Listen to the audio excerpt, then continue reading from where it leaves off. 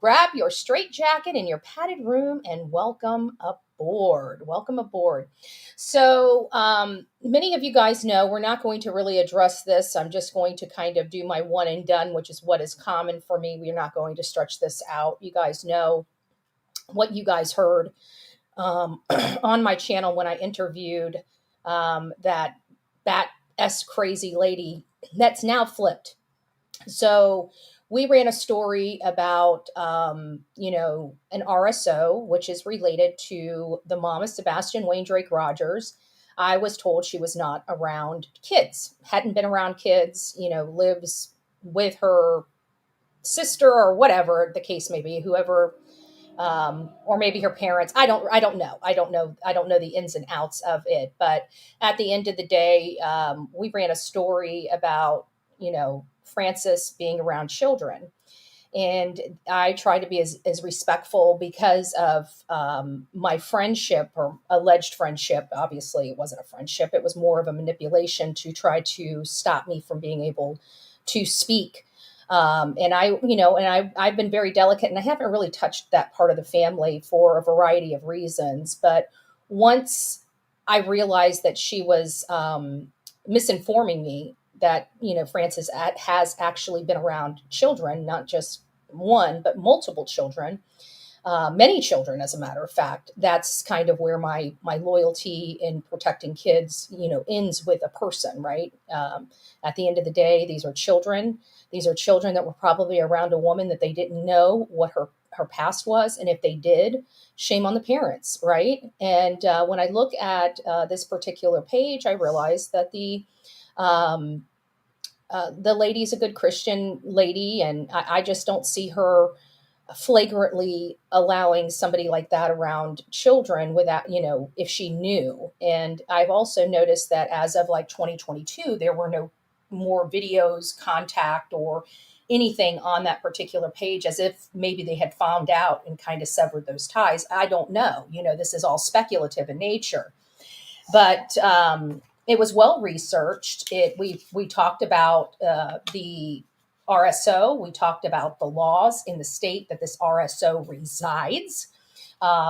We've looked at multiple laws, even the state in which this person was arrested in.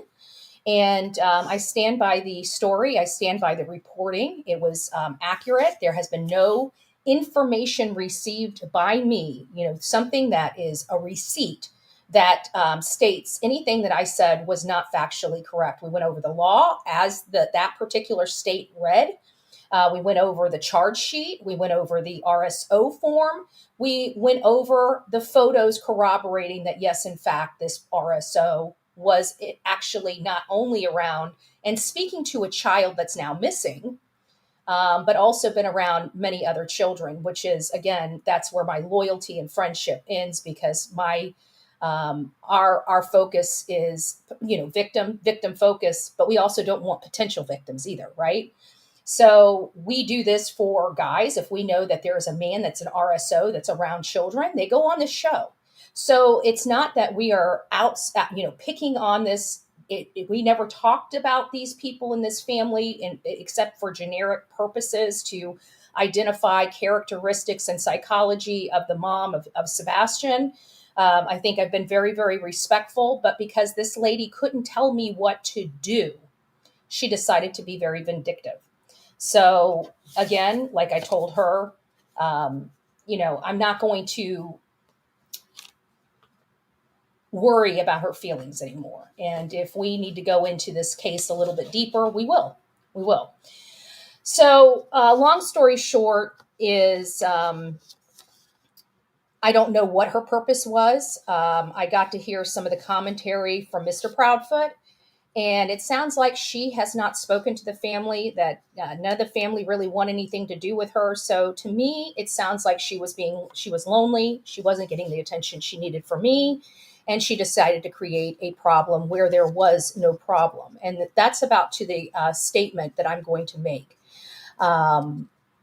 She had reached out to me for that interview. It really wasn't the other way around. I was never intending, if you guys know me, I don't really intend to call people unless they want to come up. It's not one of those things where I arm wrestle people in. But I didn't even know who Yeda really was until she had reached out to one of my mods and wanted to share her story. And I was willing to give her a platform to share that story on. So a lot of this stuff she has created all by herself. I had been warned by several people about her, but because I had a good working relationship, and you know me, I don't judge people by somebody else's statements. I just didn't pay attention to that, and I was friendly with her even when a lot of people, even on these platforms, stopped associating with her because of her poor behavior in these things where she goes from a really nice, what she appears to be a sweet person, to um,